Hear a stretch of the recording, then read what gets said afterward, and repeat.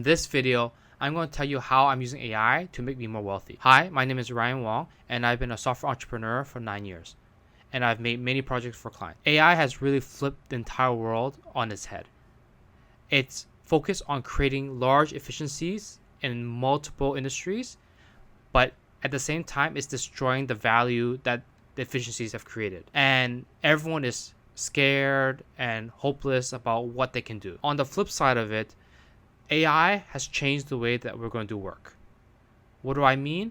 Well, efficiency means that execution is easy to do. If execution is easy to do, then the hard part is thinking and creativity. So recently, I've been doing more M&A transactions, and I've been seeing the huge power that you have when you're using AI. For example, if you're trying to buy a real estate property or you're trying to buy a company, you usually have to do the diligence, and you need to hire a bunch of people, maybe a team of 10 people, look at every angle, and then decide to buy or not buy. Now with AI, you can just represent all these 10 people and do that faster.